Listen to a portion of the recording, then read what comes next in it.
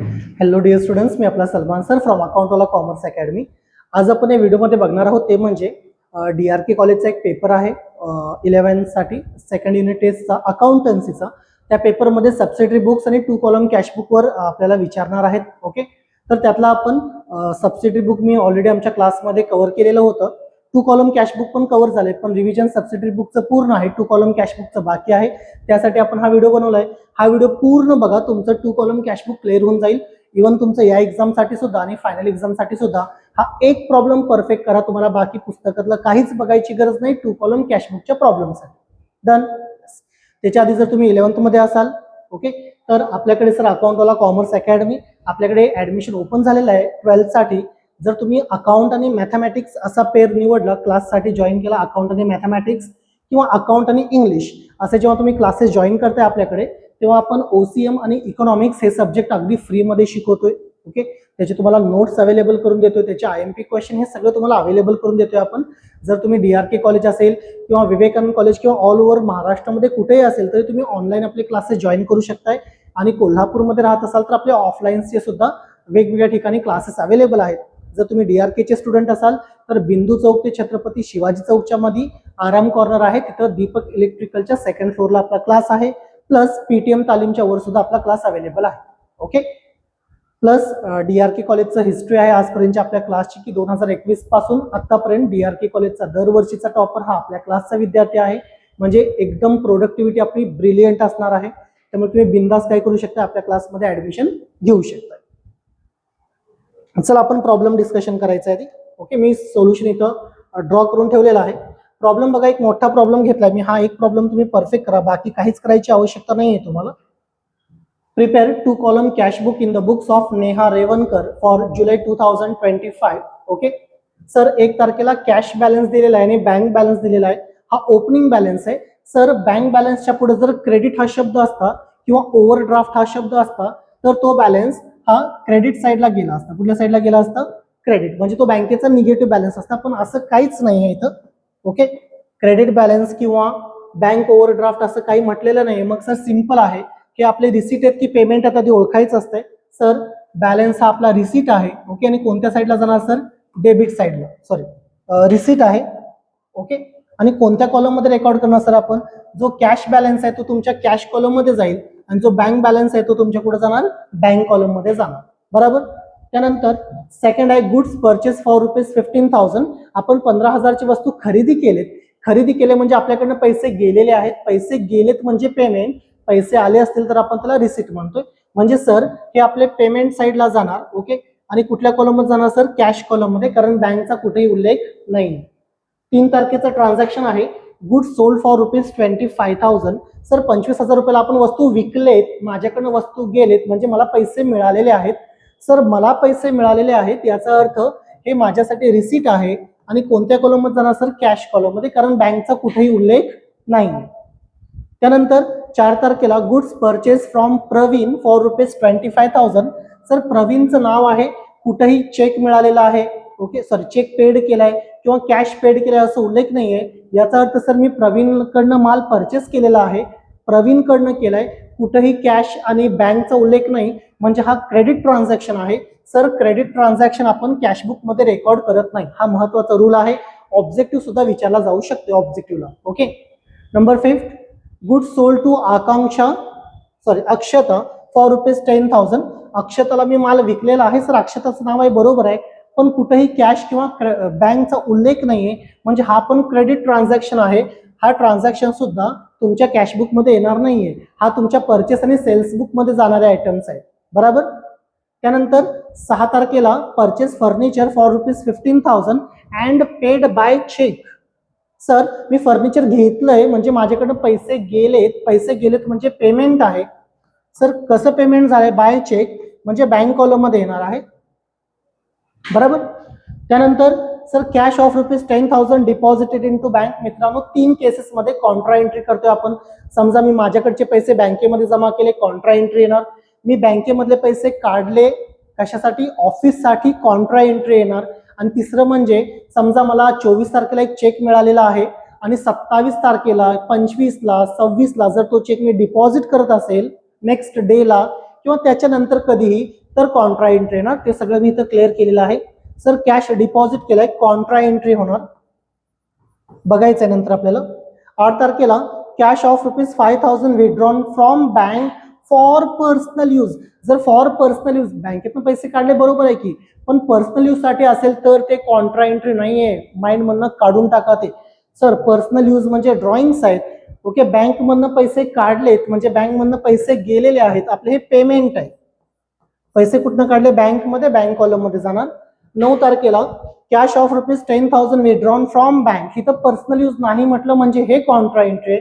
किंवा समजा पुढे असं म्हटलं असतं फॉर ऑफिस यूज म्हटलं असतं तरी ती कॉन्ट्रा एंट्री आली असती. डन, कॉन्ट्रा एंट्री असणार इथं पण. त्यानंतर interest received ₹12,000 in bank account. Interest मिळालेला आहे, रिसीट आहेत, बँक अकाउंट मध्ये पैसे मिळालेत, बँक कॉलम मध्ये जाणार. Rent paid ₹5,000 through RTGS real time gross settlement.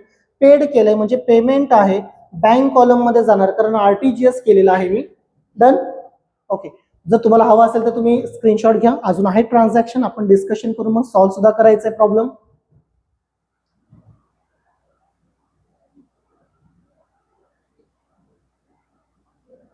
एक प्रॉब्लेम आणि डाऊट सॉल्व्ह. हा एक प्रॉब्लेम करायचा. आपण वन शॉट प्रॉब्लेम करतोय नेहमी प्रत्येक चॅप्टरच्या नंतर. सर सॅलरी पेड ₹17,000 पेड केले म्हणजे पेमेंट आहे, कॅश कॉलम मध्ये जाणार कारण बँकचा कुठंच उल्लेख नाहीये. Machinery sold for ₹12,000 and received bearer cheque. Sir मला बेरर चेक मिळालाय ज्याला मी कॅश कॉलम मध्ये घेत असतो नेहमी. मशिनरी मी विकलेली आहे आणि मला चेक मिळालेला आहे. सर रिसीट आहे आणि मी कॅश कॉलम मध्ये घेणार कारण बेरर चेक आहे. बेरर चेक असेल तर कॅश कॉलम मध्ये घेणे. डन. 16 तारीख आहे goods sold for ₹25,000 and received cross cheque. Sir cross cheque mind मध्ये आला, विचारच करायचा नाही. माल विकलाय म्हणजे पैसे मिळणार, रिसीट आहे. क्रॉस चेक असेल तर बँक कॉलम मध्ये घ्यायचं. बघा इथं मी देतो. सर क्रॉस चेक असेल तर बँक कॉलम मध्येच घ्यावं लागेल. बेरर चेक असेल तर तुम्हाला कॅश कॉलम मध्येच घ्यावं लागेल. ओके, हे फिक्स करा. 17 तारखेला sold furniture to Ravindra for ₹15,000 and received cheque from him and deposited at same day. Sir cheque मिळालाय रवींद्रकडनं, बरोबर आहे. बघा सर रवींद्रचं नाव आहे म्हणजे उधारीचा व्यवहार आहे का, नाही, कारण चेक मिळालाय 15,000चा आपल्याला. ओके, आणि सेम डेला आपण तो चेक डिपॉझिट केला असेल.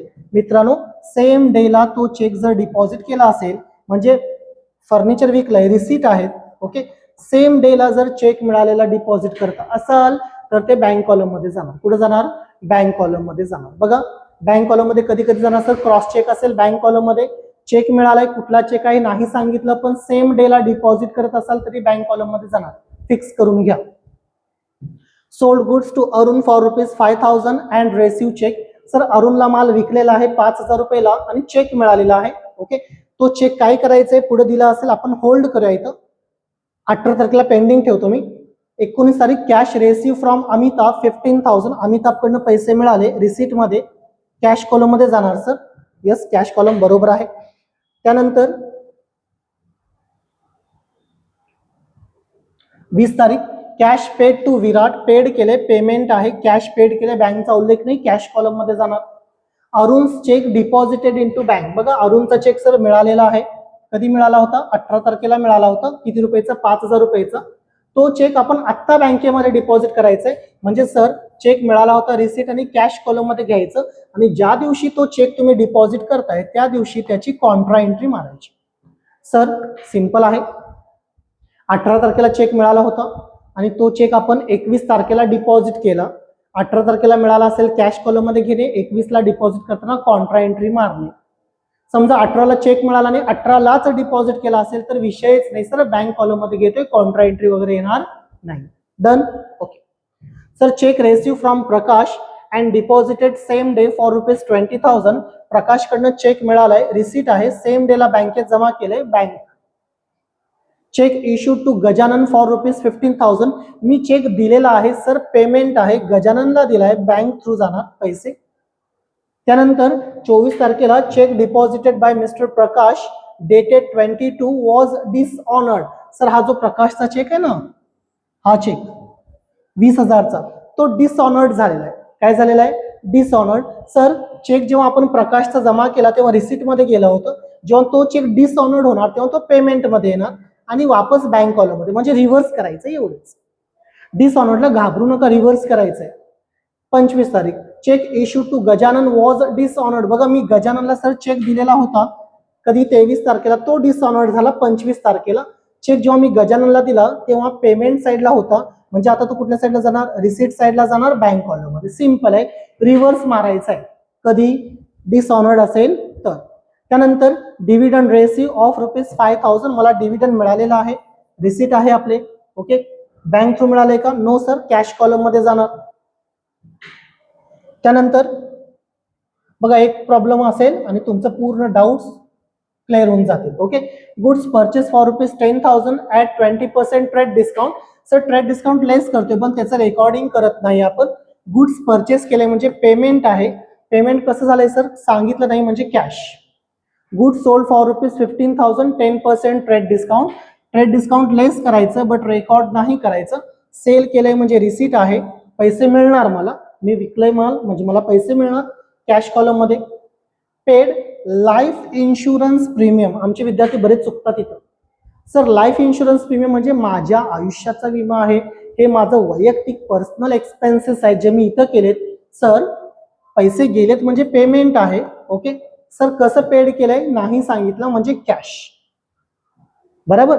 पण सर इथं घेताना आपल्याला काय म्हणावं लागेल माहिती आहे का, हे क्लिअर हो करून घ्या. बाय ड्रॉइंग्स, काय म्हणावं लागेल आपल्याला, बाय ड्रॉइंग्स. Done, yes. आणि मुद्दाम घेतलाय मी पेड इन्शुरन्स प्रीमियम. सर इथं लाईफ इन्शुरन्स नाही, इन्शुरन्स प्रीमियम पेड केलाय, हा पण पेमेंट आहे. ओके, कॅश कॉलम मध्ये जाणार. पण सर इकडं आपल्याला म्हणावं लागेल by insurance premium, by insurance premium. बघा शब्द बदलले तर कन्सेप्ट पण बदललेली आहे. ओके, अशा पद्धतीने हा मोठा प्रॉब्लेम आहे जो आपण इथं बघितलेला आहे. तो प्रॉब्लेम आपल्याला काय करायचा आता, सॉल्व्ह करण्यासाठी घ्यायचा आहे. ओके, जर तुम्हाला हवं असेल तर तुम्ही या पेजचं काय करू शकता, स्क्रीनशॉट घेऊ शकता. बघा मी पुन्हा रिपीट करतो. ओके, जर तुम्ही प्रॉपर कोल्हापूरचे असाल तर विवेकानंद कॉलेज जवळ आणि DRK कॉलेज ऑफ कॉमर्स जवळ आपले क्लासेस अवेलेबल आहेत ऑफलाईनचे.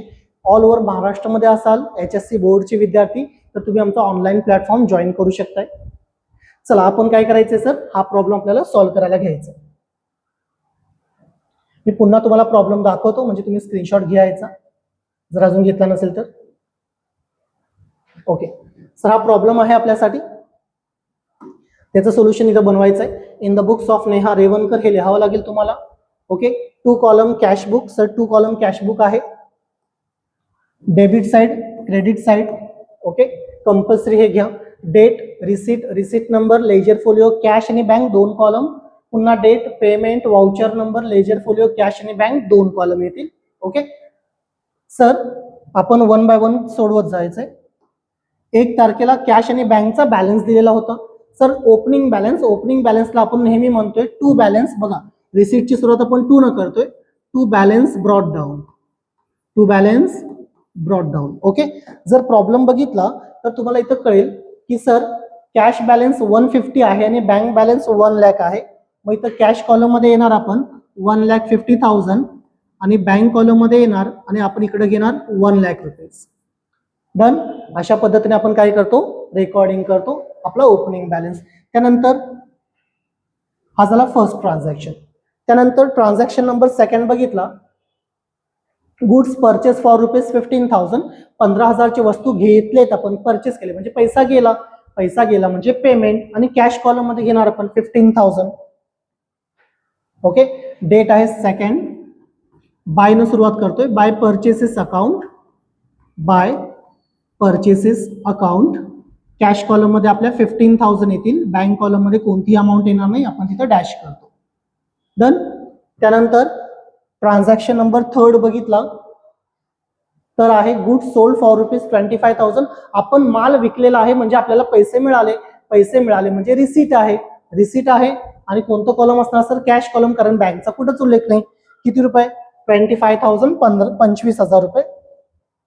डेट आहे 3, टू सेल्स अकाउंट,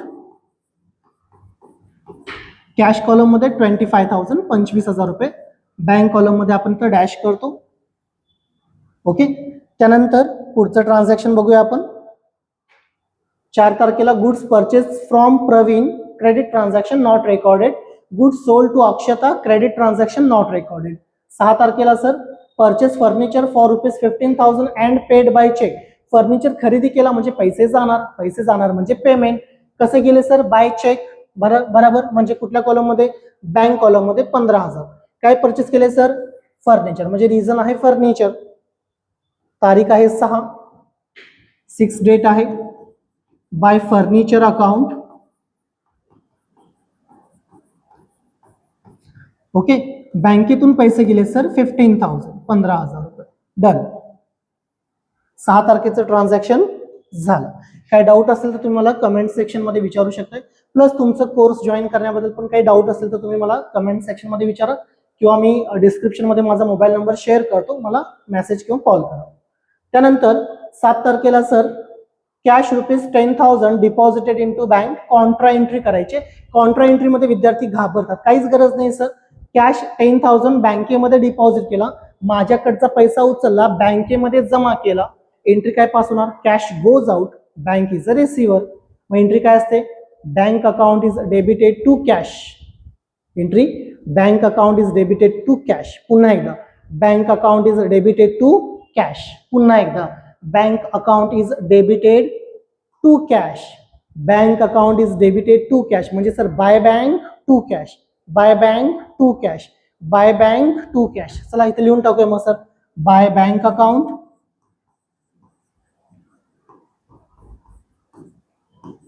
आणि टू कॅश अकाउंट. बघा अशा पद्धतीने सिंपल असते कॉन्ट्रा एंट्री.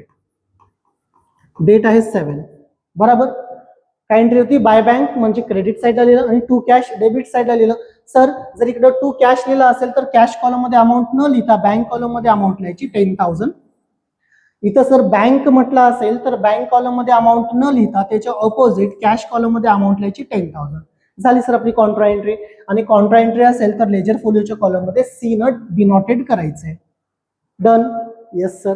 अशा पद्धतीने आपण आपली कॉन्ट्रा एंट्री काय करतो? पास करतो.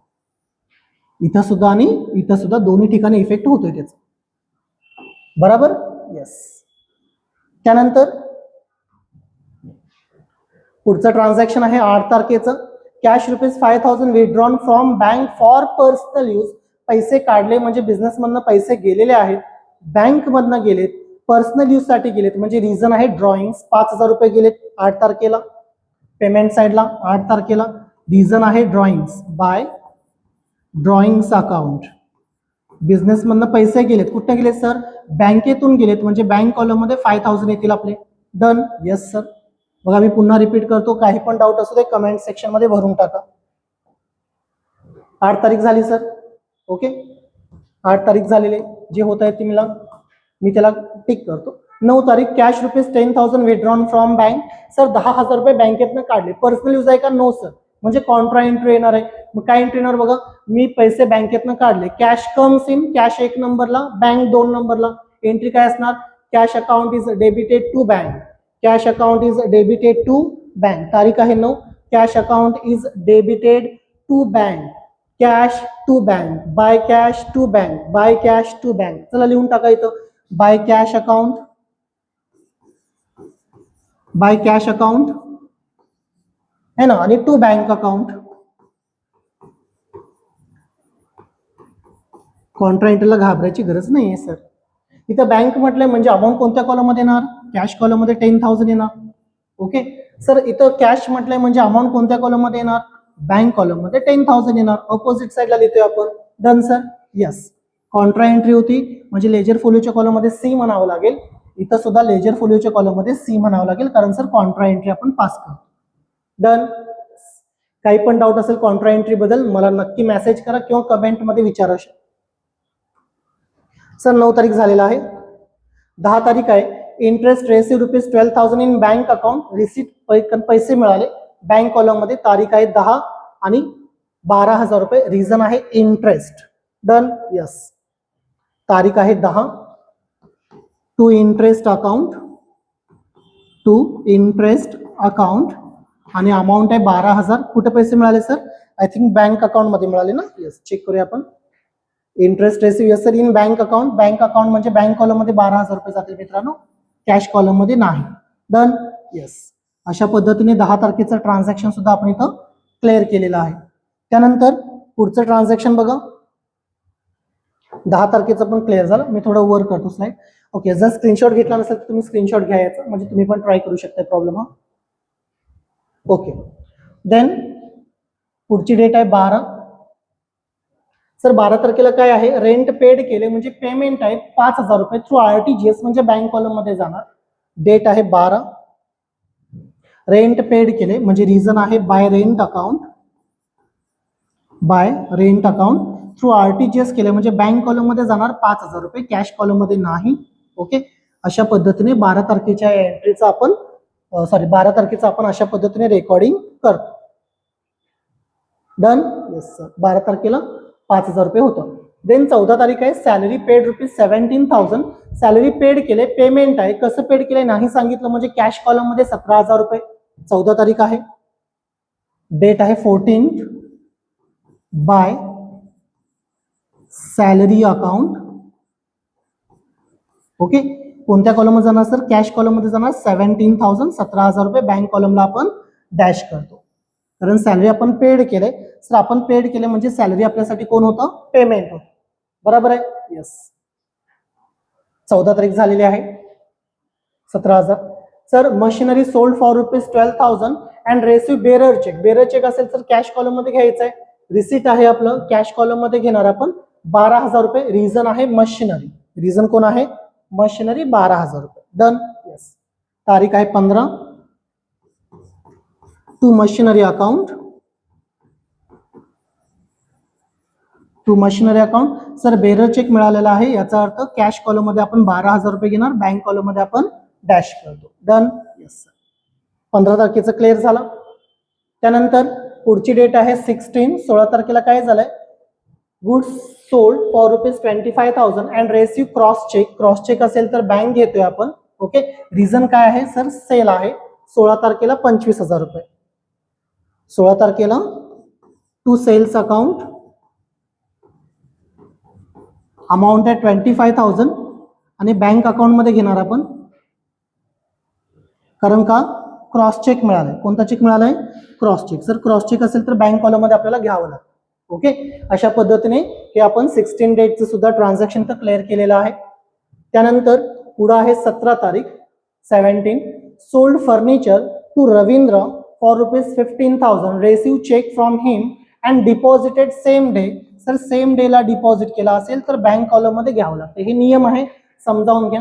ओके, डेट आहे 17, 15,000. रिझन आहे फर्निचर सोल्ड केले म्हणजे टू फर्निचर अकाउंट.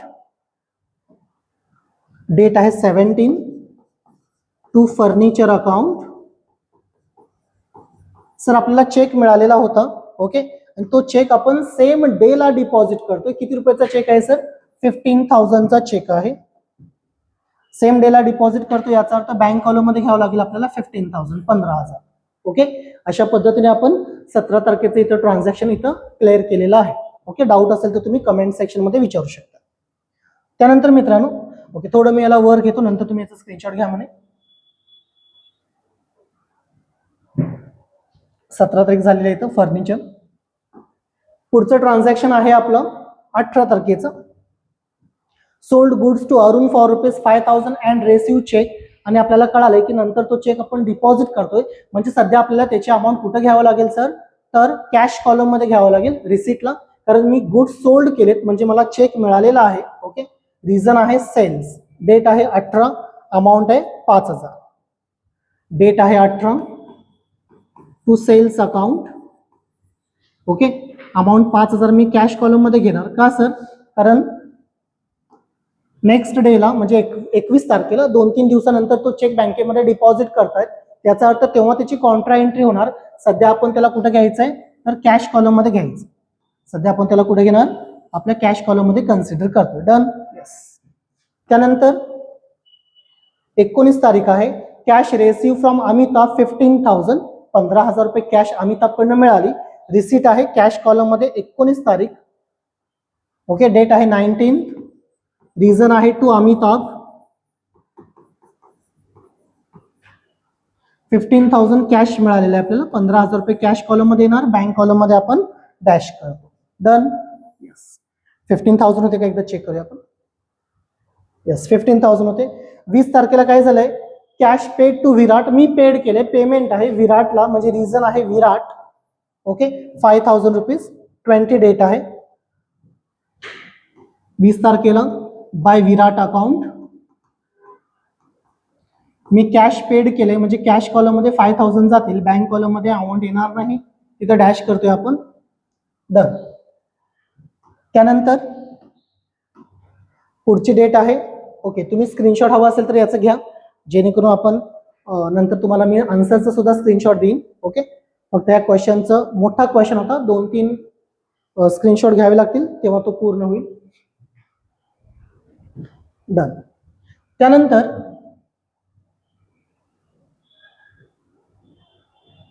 काय झालं, 21 तारखेला अरुणचा जो चेक मिळाला आहे 5,000 रुपयाचा, 18 तारखेला तो डिपॉझिट करायचा आहे. ओके तर चला आपण बघूया. 18 तारखेला आलेला चेक 21 तारखेला डिपॉझिट करायचं सर, कॉन्ट्रा एंट्री बनणार. 21 तारीख इकडे पण येणार, 21 तारीख इकडे पण येणार. सर अरुणचा चेक मला मिळाला होता 18 तारखेला, बघा मी कुठं लिहिले त्याला सध्या, तर मी त्याला लिहिलेलं आहे इथं कॅश कॉलम मध्ये, म्हणजे मी त्याला कॅश म्हणून कन्सिडर केलंय. आता तो चेक मला बँकेत जमा करायचा आहे, बरोबर, म्हणजे माझ्याकडनं कॅश कमी होणार आणि बँकेमध्ये कॅश वाढणार आहे. म्हणजे एंट्री काय असणार, बँक रेसिव्हर आहे आणि cash goes out.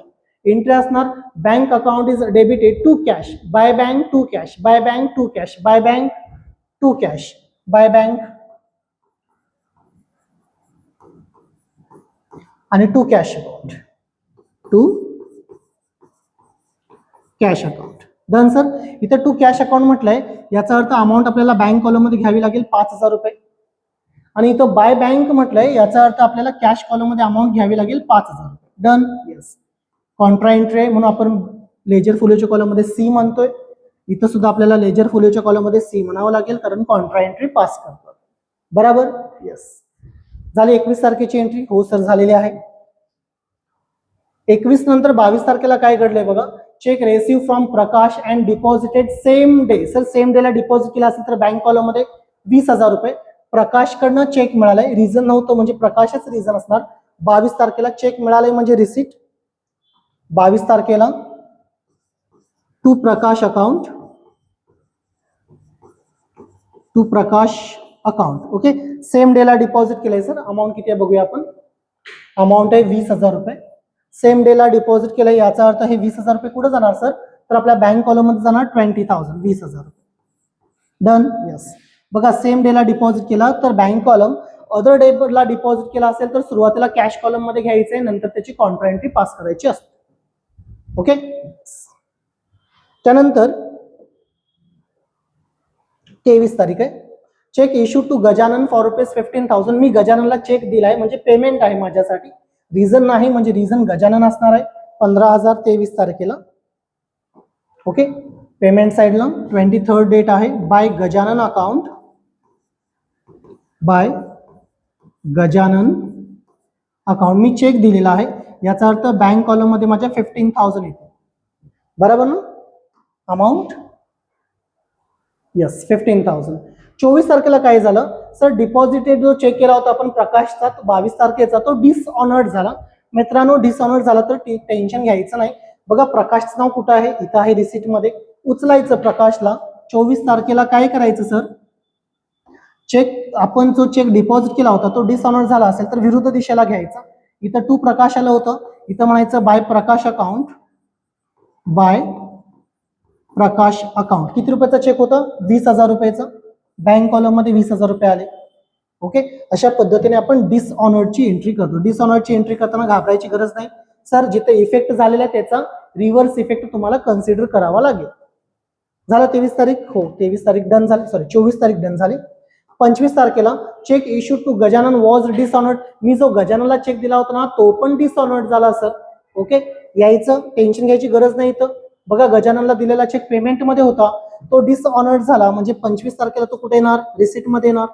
To Gajanan account. Okay bank column मध्ये सर 15,000 रुपये येते.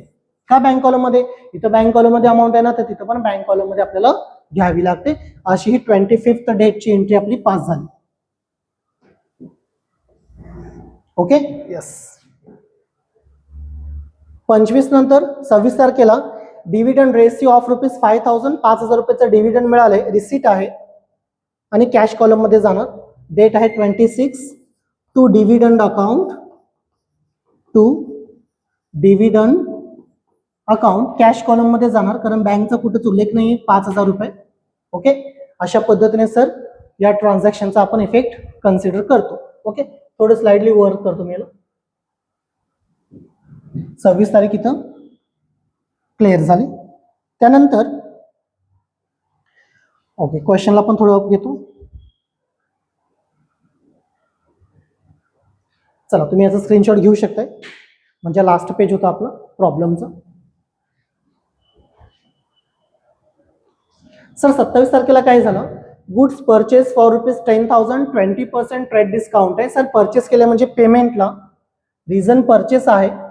ओके, 27 तारखेला पेमेंटला, डेट आहे 27 by purchases account, by purchases account. Sir किती रुपयाचं परचेस होतं, 10,000 रुपयाचं होतं, त्याच्यावर 20% म्हणजे 2,000चं डिस्काउंट मायनस होणार. डिस्काउंट सर आपण कॅशमध्ये कधी पेड नाही करत किंवा कॅशमध्ये डिस्काउंट कधी मिळत नाही, त्यामुळे डिस्काउंटचा रेकॉर्ड कॅश बुक मध्ये होत नाही. ओके, जेव्हा सीए फाउंडेशनला आम्ही शिकवतो तेव्हा 3 कॉलम कॅश बुक पण असतोय, तिथं डिस्काउंटचा कॉलम कन्सिडर केला जातो, पण सध्या आपल्याला 11च्या सिलेबसमध्ये नाहीये. म्हणजे सर माझ्याकडनं किती रुपये जाणार, फक्त 8,000 रुपये जाणार. ओके, बँकचा उल्लेख नाही, म्हणजे कॅश कॉलम मध्ये आपण 8,000 रुपये कन्सिडर करणार. डन सर, येस बरोबर आहे. 29 तारखेला goods sold for 15,000 10% trade discount आहे, ट्रेड डिस्काउंट मायनस होणार, रिझन आहे सेल्स. डेट आहे 29 टू सेल्स अकाउंट. सर 15,000चा माल विकला होता, 10% डिस्काउंट आहे, 1,500 रुपये डिस्काउंट मायनस होणार, म्हणजे आपल्याला किती रुपये मिळणार, फक्त 13,500 कॅश कॉलम मध्ये येतील, कारण बँकचा कुठेही उल्लेख केलेला नाही त्यांनी. बरोबर. त्यानंतर पुढचं आहे paid life insurance premium. Sir life insurance premium म्हणजे ड्रॉइंग्स असतात, पेड केले म्हणजे पेमेंटला जाणार. कसं पेड केलंय, कॅश पेड केले म्हणजे कॅश कॉलम मध्ये 30 तारीख आहे. इथं लाईफ इन्शुरन्स न म्हणता इथं म्हणायचं असते by drawings account, by drawings account. Okay, किती अमाऊंट होती बघूया, 3,000 रुपये कॅश कॉलम मध्ये जाणार, कारण बँकचा कुठेही उल्लेख नाही दिलेला. 3,000 रुपये इथं डॅश करतोय आपण. ओके, हा ट्रान्झॅक्शन कम्प्लीट झालेला आहे. त्यानंतर लास्ट ट्रान्झॅक्शन आहे, हा एक प्रॉब्लेम परफेक्ट करा, तुम्हाला कधीही डिफिकल्टी फेस करावी लागणार नाही 2 कॉलम मध्ये. Paid insurance premium of ₹2,000. Sir हे लाईफ इन्शुरन्स नाहीये, हा इन्शुरन्स आहे, खर्च आहे बिझनेसचा, पैसा गेलेला आहे, बाय इन्शुरन्स प्रीमियम अकाउंट. किती रुपये, 2,000 रुपये. Done. Yes sir, I think सगळे ट्रान्झॅक्शन आपले संपलेले आहेत. ठीक आहे, मग आता शेवटी आपल्याला काय करावं लागतंय, शेवटी आपल्याला सर क्लोज करावं लागतंय. क्लोज करताना शक्यतो आपण काय करतो, इथं 1-2 लाईन सोडून क्लोज करतो अशा पद्धतीने. ओके, सेम इथं सुद्धा क्लोज करावं लागेल आपल्याला.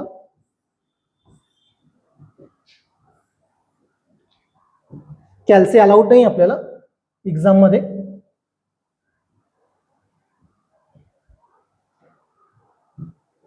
पण जास्त ट्रान्झॅक्शन आहेत, मी फास्ट व्हावं यासाठी कॅल्क्युलेटर यूज करून दाखवतो, पण एक्झाम मध्ये अलाउड नाही हे लक्षात ठेवा.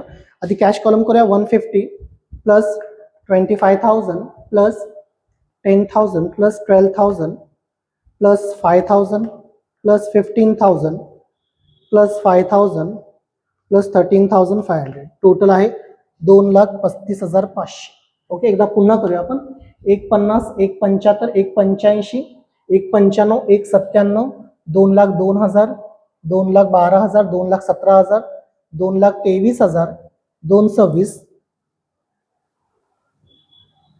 1,50 1,75 1,85 1,95 1,97 2,2 2,12 2,17 2,20 2,30 2,35 500. बरोबर आहे, 2,35,500. ओके, नेहमी बघा रिसिट आणि पेमेंटचं कम्पॅरिझन केला तर रिसिटची टोटलच मोठी असणार आहे, 2,35,500.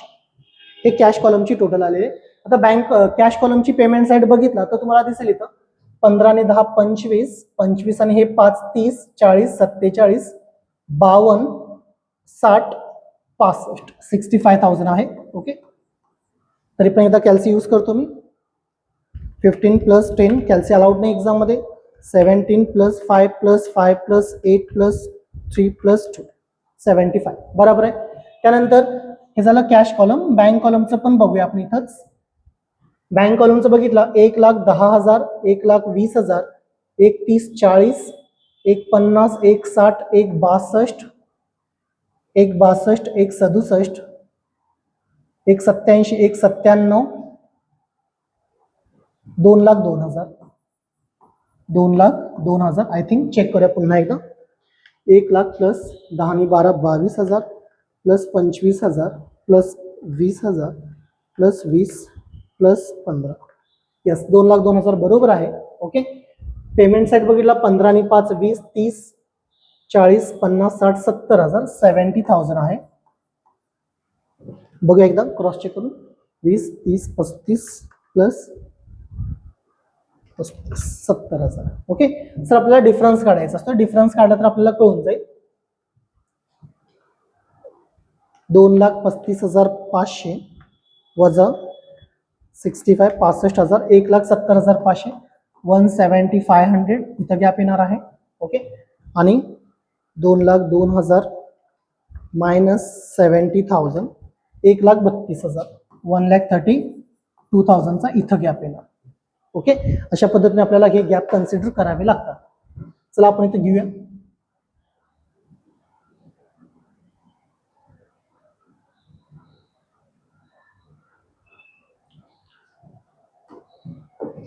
टोटल मोठे कोणते ते घेतोय आपण.